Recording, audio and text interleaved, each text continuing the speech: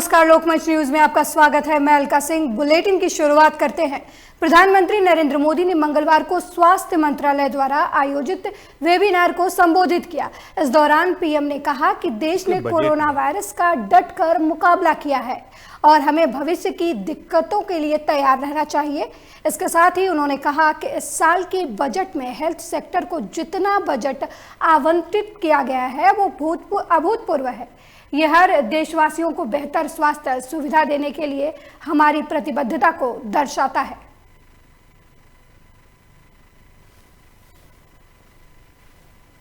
इसके बजट में health sector को जितना बजट आवंटित किया गया है वो अभूतपूर्व है। ये हर देशवासी को बेहतर स्वास्थ्य सुविधा देने की हमारी प्रतिबद्धता का प्रतीक है। बीता वर्ष एक तरह से देश के लिए, दुनिया के लिए, पूरी मानव जात के लिए और खास करके हेल्थ सेक्टर के लिए एक प्रकार से अग्नि परीक्षा की तरह रहा था। मुझे खुशी है कि आप सभी देश का हेल्थ सेक्टर इस अग्नि परीक्षा में हम सफल हुए हैं। अनेकों की जिंदगी बचाने में हम कामयाब रहे हैं। कुछ महीनों के भीतर ही जिस तरह देश ने करीब 2500 लैब्स का नेटवर्क खड़ा किया, कुछ दर्जन टेस्ट से हम आज करीब 21 करोड़ टेस्ट के पड़ाव तक पहुंच पाए। ये सब सरकार और प्राइवेट सेक्टर के साथ मिलकर काम करने से ही संभव हुआ है। इसके बजट में हेल्थ।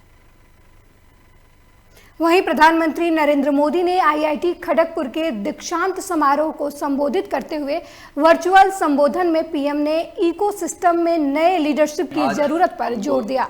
प्रधानमंत्री ने कहा कि आज का दिन आईआईटी खड़गपुर के लिए सिर्फ उन विद्यार्थियों के लिए अहम नहीं है जिनको डिग्री मिल रही है। आज का दिन नए भारत के निर्माण के लिए भी उतना ही अहम है। आपको बता दें, पीएम ने छात्रों से कहा कि इंजीनियर होने के नाते एक क्षमता आप में विकसित होती है और वो चीज़ है चीज़ों को पैटर्न से पेटेंट तक ले जाने की क्षमता है। छात्रों से पीएम मोदी ने कहा कि मौजूदा स्थिति को देखते हुए आपको भविष्य का अनुमान भी लगाना चाहिए। छात्रों को उन आवश्यकताओं पर काम करना चाहिए जो 10 साल बाद पैदा हो सकती हैं, भविष्य के लिए नवाचार कर रही हैं। आज का दिन आईआईटी खड़गपुर के सिर्फ उन स्टूडेंट्स के लिए अहम नहीं है जिनको डिग्री मिल रही है। आज का दिन नए भारत के निर्माण के लिए भी उतना ही अहम है। आप सभी से सिर्फ आपके पेरेंट्स और आपके प्रोफेसर्स की ही उम्मीदें नहीं जुड़ी हैं, बल्कि 130 करोड़ भारतवासियों की आकांक्षाओं के भी आप प्रतिनिधि हैं। इसलिए इस संस्थान से देश को 21वीं सदी के आत्मनिर्भर भारत में बन रहे नए इकोसिस्टम के लिए नई लीडरशिप की भी उम्मीद है। नया इकोसिस्टम हमारे स्टार्टअप्स की दुनिया में, नया इकोसिस्टम हमारे इनोवेशन रिसर्च की दुनिया में, नया इकोसिस्टम हमारे कॉरपोरेट वर्ल्ड में और नया इकोसिस्टम देश की प्रशासनिक व्यवस्था में। इस कैंपस से निकलकर आपको सिर्फ अपना नया जीवन ही स्टार्ट नहीं करना है, बल्कि आपको देश के करोड़ों लोगों के जीवन में बदलाव लाने वाले स्वयं में एक सुनना है। इसलिए ये जो डिग्री, ये जो मेडल आपके हाथ में है वो एक तरह से करोड़ों आशाओं का आकांक्षा पत्र है जिन्हें आपको दिल्ली में 26 जनवरी को किसानों की ट्रैक्टर रैली के दौरान हुई हिंसा में जांच पड़ताल जारी है। हिंसा के आरोपियों की धरपकड़ के लिए दिल्ली पुलिस की क्राइम ब्रांच लगातार छापेमारी कर रही है। दबिश के दौरान कई आरोपी पकड़े गए हैं, जबकि बाकी आरोपियों पर शिकंजा कसने की तैयारी चल रही है। दिल्ली पुलिस की क्राइम ब्रांच ने जम्मू से 2 आरोपियों को गिरफ्तार किया है। दिल्ली पुलिस की क्राइम ब्रांच ने जम्मू के रहने वाले मोहिंदर सिंह खालसा और मनदीप सिंह को गिरफ्तार किया है। दिल्ली पुलिस के अनुसार 26 जनवरी को लाल किले में हुई हिंसा में मोहिंदर और मनदीप ने अहम भूमिका निभाई थी। पुलिस ने बताया कि दोनों आरोपी जम्मू के रहने वाले हैं। मोहिंदर सिंह को यूनाइटेड कश्मीर फ्रंट का अध्यक्ष बताया जा रहा है। जम्मू कश्मीर पुलिस की मदद से दोनों आरोपियों को गिरफ्तार किया गया है। आरोपियों को दिल्ली लाया जा चुका है। अब इन्हें अदालत में पेश कर दिल्ली पुलिस रिमांड पर लेगी।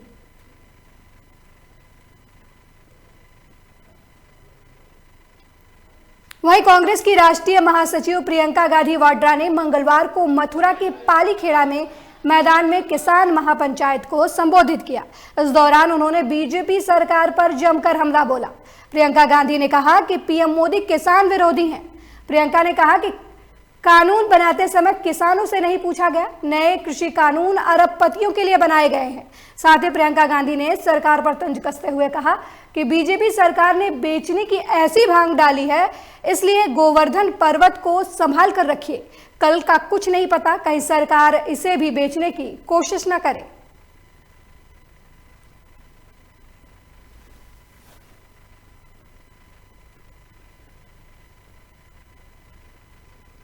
प्रधानमंत्री जी कहते हैं कि आपकी भलाई के लिए बनाए गए हैं। कहते हैं कि विपक्ष के नेता आपको गुमराह कर रहे हैं, कि आप समझ में नहीं पा रहे हैं कि ये आपकी भलाई के लिए है। लेकिन मैं आपसे पूछना चाहती हूं, क्या आप एक किसान को जानते हैं, चाहे मथुरा का किसान हो, चाहे वृंदावन का किसान हो, बरसाने का किसान हो, या किसी भी देश भर में कोई भी ऐसा किसान है जिससे सरकार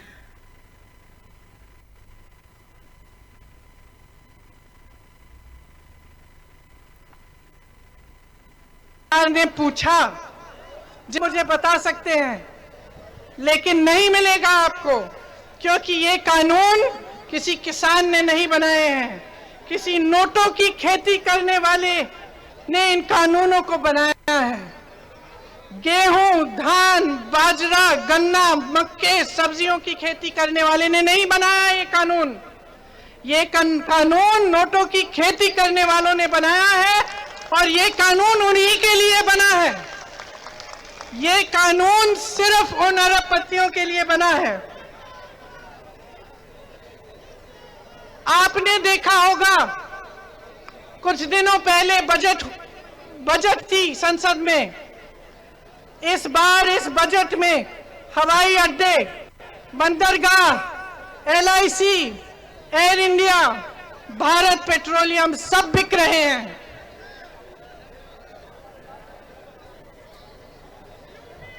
ऐसा मानिए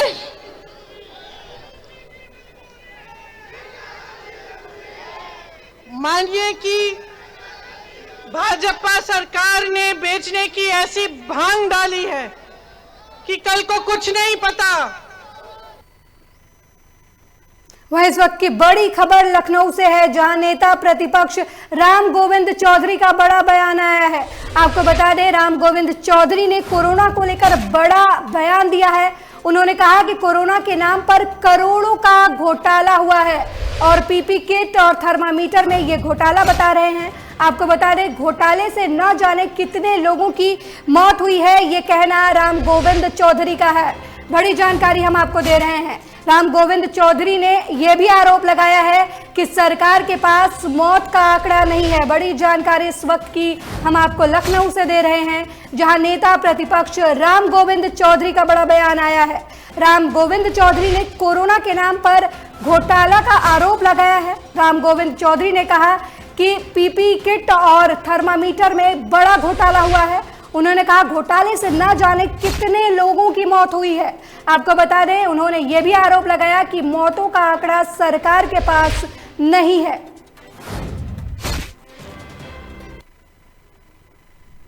वहीं देश में पेट्रोल, डीजल और रसोई गैस के बढ़ते दामों को लेकर कांग्रेस ने धरना प्रदर्शन किया है।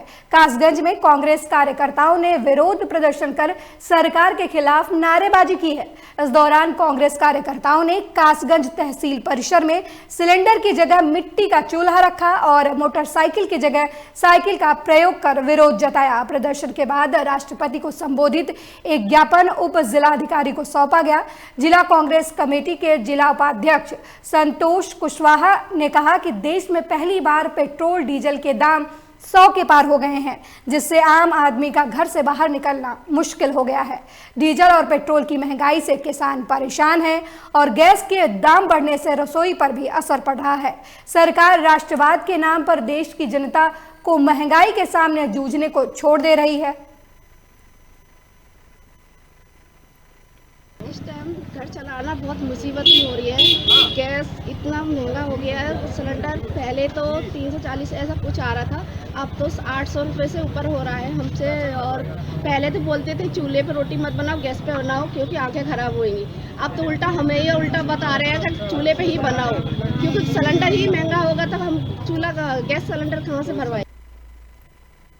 वहीं इस वक्त की बड़ी खबर अमरोहा से है, जहां बावनखेड़ी हत्याकांड में आरोपी शबनम की फांसी एक बार फिर टलती नजर आ रही है। आपको बता दें कि जनपद न्यायालय ने अभियोजन से कातिल शबनम का ब्यौरा मांगा था, लेकिन कातिल ने एक बार फिर चाल चलते हुए फांसी से बचने के लिए वकील ने उनके अर्जी लगाई है। आपको बता दें कि शबनम के वकील की तरफ से अर्जी डाली गई है। आपको बता दें राज्यपाल ने कि यहाँ ये याचिका लगाई गई है और फांसी से माफ करने की बात कही गई है। आपको बता दें कि राज्यपाल के यहाँ से ये अर्जी राष्ट्रपति के यहाँ जाएगी। वहीं दया याचिका डालने के कारण ये फांसी की तारीख तय नहीं हो पाई है। बड़ी जानकारी हम आपको अमरोहा से दे रहे हैं, जहां बावनखेड़ी हत्याकांड में आरोपी शबनम की फांसी एक बार फिर टलती नजर आ रही है। आपको बता दें कि जनपद न्यायालय ने प्रशासन से शबनम कातिल का ब्यौरा मांगा था, लेकिन अब कातिल ने एक बार फिर फांसी से बचने के लिए दया याचिका डाली है और ये दया याचिका राज्यपाल के यहाँ डाली गई है, जो राज्यपाल के यहाँ से राष्ट्रपति को जाएगी।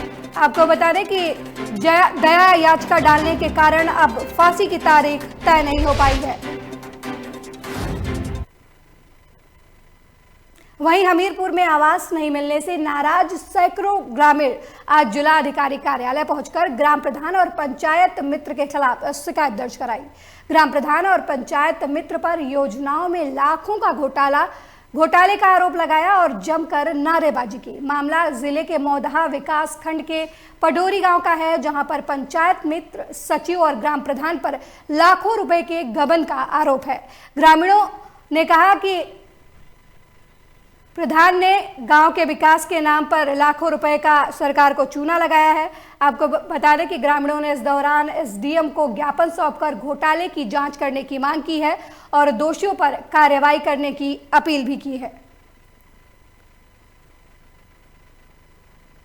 केवल इसीलिए आए हैं कि यहाँ पर जो है सत्य पक्ष यानी किसी के पक्ष में न जाकर निस्तारण करके एक कमेटी बनाई जाए और उसका सुदृढ़ रूप से जो है क्या कहते हैं निकाला जाए तथ्यों की क्या कारण रहे कि इन लोगों को अपात्र किया गया और इन लोगों की कॉलोनी काटी गई। जो अपात्र थे उनको पत्र बनाकर ये घुट काट करके सचिव द्वारा ठगी की गई और रुपए कमाए गए और इस तरह का दिलासा दिया गया कि हम आपका जो है 10,000 रुपये नहीं देंगे, नाम काट देंगे। एससी से ओबीसी, ओबीसी से माइनॉरिटी, इस तरह से कर दिया जा रहा है। और सचिव गांव में 12 बजे के आसपास घूमे हुए रात भर लोगों को दलाया है, लालसा दिया हो कि आप लोग वहाँ डीएम साहब के ना जाइए कार्रवाई करने के लिए, हम यहीं देख लेंगे, आपका जो हम बढ़ा देंगे, इस तरह से। और ये प्रधान द्वारा किए गए कार्यों की सबूत है जिन्हें कार्य करवाए हुए हैं।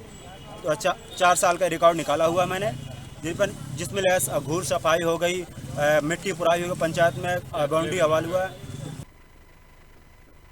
वहीं इस वक्त की बड़ी खबर अमेठी से है, जहां पुलिस अधीक्षक दिनेश सिंह ने मुसाफिरखाना थाने का निरीक्षण किया है।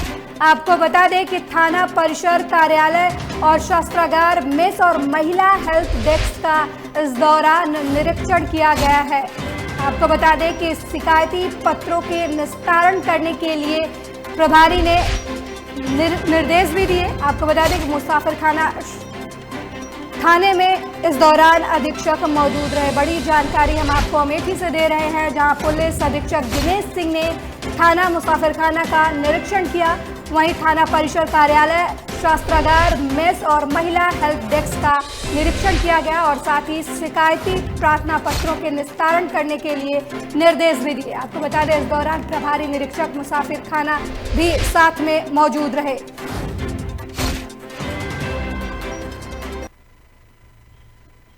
वहीं मिर्जापुर जनपद के तहसील चुनार के ग्राम गौरा निवासी गुंजन विश्वकर्मा ने VPR entertainment Ahmedabad green city Gandhinagar में आयोजित 4 दिवसीय प्रतियोगिता में सीजन 2 की मिसेज इंडिया का खिताब प्राप्त कर अपने गांव का नाम रोशन किया है। आपको बता दें कि 17 फरवरी से लेकर 20 फरवरी तक चले प्रतियोगिता में मिसेज इंडिया का खिताब हासिल करने के बाद उनके गाँव के लोगों ने मिठाइयाँ बांटी।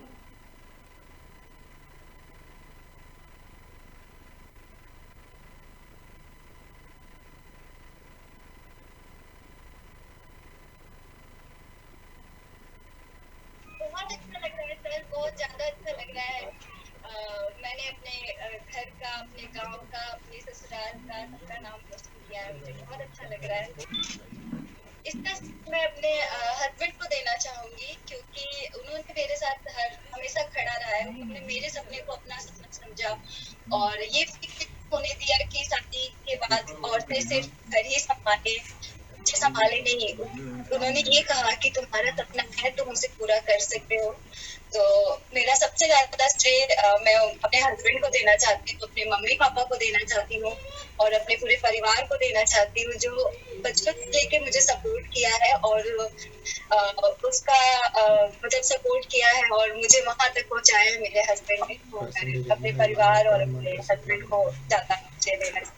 तो बीपीआर मिसेज इंडिया का खिताब जो है जीती है वो। मैं ये चाहूँगा, मैं संदेश देना एक चाहता हूँ मध्यम वर्गीय परिवारों को या और जो परिवार हैं जिनकी बेटियां हैं कुछ करना चाहती हैं, तो सबके अंदर वो हौसला होता है मगर कोई उड़ान नहीं भर पाता है। तो उड़ान भरने के लिए जो है हमें परिवार जो है हमारा सदस्य है, गार्जियन है, उनको जो है थोड़ा सा उत्साहित करना चाहिए बच्चों को, ताकि वो जो है हमारे बीच से निकल करके एक मध्यम वर्गीय परिवार से निकल करके हमारी बिटिया जो है इस मुकाम तक पहुंची है। तो हम लोग को कोई शब्द नहीं मिल पा रहा है कि हम लोग आपसे क्या कहें। इतनी खुशी है कि हम अपनी जुबान को जो है आवाज़ नहीं दे पा रहे। गुंजन ने हैदराबाद में जो 3 दिवसीय फैशन शो हुआ उसमें उसे मिसेस इंडिया का खिताब मिला है। उसने इसको हासिल किया है। आपके विद्यालय द्वारा उनके घर पर जाकर मिठाई खिलाया, आपको कैसा लग रहा है? हमें तो जब इसकी जानकारी मिली तो मुझे बहुत खुशी हुई, क्योंकि एक टीचर जो अपने बच्चों को शिक्षा देता है, अगर उसके बच्चे सफल होते हैं तो उनको बहुत ही गर्व महसूस होता है। पेपर के माध्यम से मुझे मालूम हुआ कि ग्राम सभा गौरा में गुंजन विश्वकर्मा पिता उनके जयप्रकाश विश्वकर्मा जी हैं। मालूम हुआ कि वो मिसेज इंडिया बनी हैं। वहीं इस वक्त की बड़ी खबर कन्नौज से है, जहां संदिग्ध परिस्थितियों में किसान की मौत हो गई है।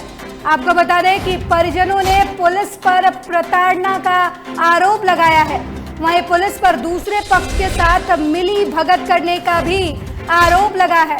आपको बता दें कि पीड़ित परिजनों ने शव रखकर इस दौरान हंगामा किया।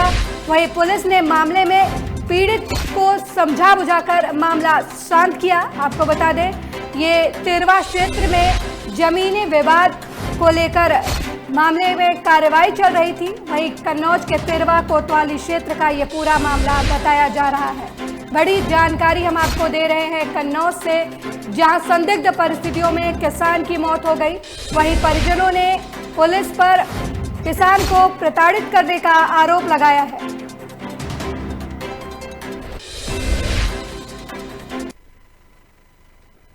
वहीं इस वक्त की बड़ी खबर नोएडा से है, जहां किसानों को दिए गए मुआवजे के नाम पर प्राधिकरण ने घोटाला किया है। आपको बता दें कि अथॉरिटी ने अतिरिक्त मुआवजा देने के नाम पर यह घोटाला किया है। वहीं 28 रुपए की जगह 297 रुपए प्रति वर्ग मीटर बांटा गया ये मुआवजा। आपको बता दें कि 4 गांवों को दिया गया अतिरिक्त मुआवजा। जिन 4 गांवों को अतिरिक्त मुआवजा दिया गया है उनकी जांच अब शुरू हो गई है। वहीं मामले में नोएडा प्राधिकरण के कई अधिकारियों को नोटिस भी दिया गया है।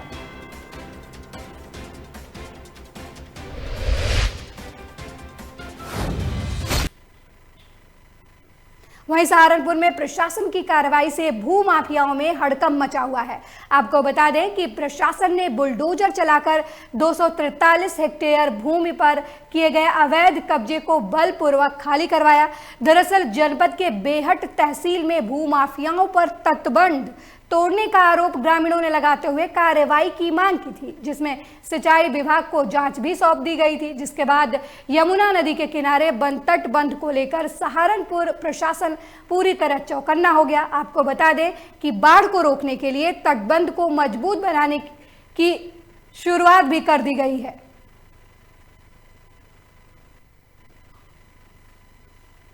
जैसे ऐसा था कि उनके राजस्व रिकॉर्ड में सिर्फ 10 बीघा उनके नाम है, पर वो 200 बीघा अगर कोई जोत रहा है, और क्योंकि वहाँ पर पहुँचना बहुत मुश्किल रहता है, तो इसी का फ़ायदा उठाते हुए कई बार ये प्रयास किया जाता है कि अपने स्वामित्व से ज़्यादा की भूमि पे कब्ज़ा कर लिया हो।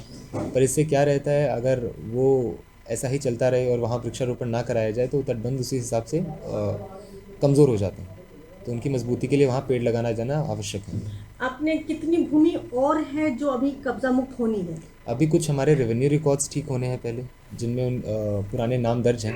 पहले वो नाम हटेंगे और उनकी भूमि भी कब्जा मुक्त होगी। ये अभियान के तौर पर लंबा चलेगा, और अभी कुछ हमने पेनल्टी भी लगाई है जिन लोगों ने बार बार ये कहने के बाद भी, और पिछले 2-3 साल पहले भी ये ज़मीन कब्जा मुक्त कराई गई थी, उन्होंने दोबारा जोत ली, तो उन पर पेनल्टी भी लगाई गई है। तो क्या कुछ ऐसे लोग भी हम सामने आए हैं जिनके पास कोई काम ना होने के कारण वो कब्जा कर रहे हैं? कुछ व्यक्ति हैं। वहीं बड़ी जानकारी नोएडा से है, जहां संदिग्ध परिस्थितियों में युवक का शव मिला है। आपको बता दें कि युवक का शव घर के अंदर मिलने से इलाके में हड़कंप मच गया है। वहीं बदबू आने पर पड़ोसियों ने पुलिस को इस मामले की सूचना दी थी, जिसके बाद सूचना पाकर मौके पर पहुंची पुलिस ने शव को कब्जे में लेकर पोस्टमार्टम के लिए भेज दिया है। आपको बता दें, पुलिस इस मामले में कई पहलुओं पर जांच कर रही है। आपको बता दें, यह पूरा मामला थाना फेज 3 के सेक्टर 71 जनता फ्लैट का बताया जा रहा है। बड़ी जानकारी आपको हम नोएडा से दे रहे हैं, जहां संदिग्ध परिस्थितियों में युवक का शव फांसी के फंदे से लटकता हुआ मिला है। इस बात की जानकारी पड़ोसियों ने पुलिस को दी है। यह पूरा मामला थाना फेज 3 के सेक्टर 71 जनता फ्लैट का बताया जा रहा है। वहीं करीब 5 साल के लंबे इंतजार के बाद आखिरकार नागपुर से छिंदवाड़ा के लिए पहली ट्रेन आई है। ट्रेन का आम जनों ने स्वागत किया है। ट्रेन सुबह 11:45 पर छिंदवाड़ा स्टेशन पहुंची तो उसका स्वागत किया गया। साथ ही लोको पायलट को भी माला पहनाई गई। आपको बता दें कि 139 किलोमीटर के इस ट्रैक के शुरू होने पर आम जनता में खुशी जाहिर की। आज छिंदवाड़ा से लेकर नागपुर इतवारी तक ट्रेन प्रारंभ हुई है। इसके लिए मैं हमारे देश के प्रधानमंत्री सम्माननीय मोदी जी, हमारे रेल मंत्री का प्रति धन्यवाद व्यक्त करता हूँ, क्योंकि कई वर्षों से जो यह रुकी थी और ब्रॉडगेज कंप्लीट करवाने के लिए 2014 से जब से हमारी सरकार बनी है, इस ब्रॉडगेज को कंप्लीट करने के लिए मोदी जी ने पूरी पर्याप्त मात्रा में राशि का आवंटन किया। इसके लिए मैं मोदी जी का और सम्माननीय रेल मंत्री के प्रति आभार व्यक्त। देखिए, कोरोना संक्रमण निश्चित तौर पर बढ़ रहा है, लेकिन जो उपलब्धि है कि नागपुर से छिंदवाड़ा ट्रेन चालू हो गई है, इसको लेकर के हमारी कोरोना आपदा प्रबंधन समिति की जो मीटिंग होगी उसमें इस विषय में चर्चा। आज वहीं राजधानी भोपाल और इंदौर में कोरोना के बढ़ते मामलों के बाद सरकार फिर अलर्ट हो गई है। मुख्यमंत्री शिवराज सिंह चौहान ने कोरोना के बढ़ते मामले को लेकर समीक्षा बैठक की। बैठक के बाद सीएम ने आदेश दिया कि भोपाल और इंदौर में तत्काल मास्क की अनिवार्यता सुनिश्चित की जाए। इसके साथ ही महाराष्ट्र में लगे सभी जिलों में आने वाले लोगों का परीक्षण किया जाए। मुख्यमंत्री ने कहा कि शिवरात्रि पर्व होने पर मेलों में सतर्कता और जागरूकता आवश्यक है। खासकर महाराष्ट्र से लगे जिलों में आयोजित होने वाले मेलों में शामिल होने के लिए RT-PCR टेस्ट को अनिवार्य किया जाएगा। साथ ही सभी जिला कलेक्टरों को निर्देश दिए गए हैं कि वे अपने जिले में क्राइसिस मैनेजमेंट ग्रुप की बैठक तत्काल करें और जिला स्तर पर स्थिति को देखते हुए आवश्यक सावधानी के संबंध में तत्काल निर्णय लें।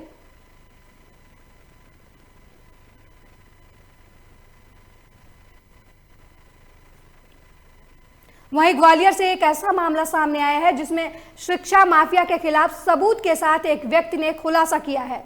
आज एक प्रेस कॉन्फ्रेंस में खुलकर करने वाले कुंवर महाराज समिति संचालक दीपक सिंह चौहान ने बताया कि मेरी जमीन पर फर्जी तरीके से बीएड डीडीए कॉलेज संचालित किया जा रहा है, जिसमें फर्जी दस्तावेज के आधार पर छात्रों को प्रवेश दिया जा रहा है। दीपक ने बताया कि जब उन्होंने इस बात की गहराई में जाकर छानबीन की तो ग्वालियर चंबल में ऐसे कई कॉलेज संचालित किए जा रहे हैं जिनके पास न तो कॉलेज में भवन है और ना ही दस्तावेज। आपको बता दें कि दीपक ने बताया कि पिछले 1.5 साल में उन्होंने शासन प्रशासन को शिकायत की, लेकिन उसके बावजूद भी आज तक उस मामले में कोई कार्यवाही नहीं की गई। वहीं इन सभी कॉलेजों को मान्यता तक भी दी जा रही है। ऐसा ही चलता रहा तो आगे जाकर बच्चों के भविष्य का क्या होगा। उन्होंने कहा कि वे चाहते हैं कि सरकार जागे और इन पर कार्यवाही करे।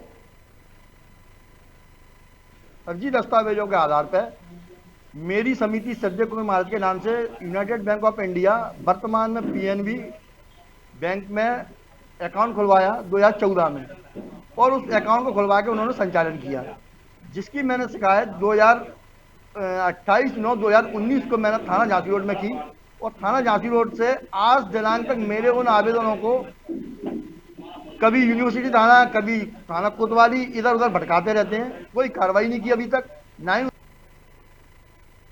इस बुलेटिन में मेरे साथ इतना ही। देखते रहिए लोकमंच न्यूज। नमस्कार।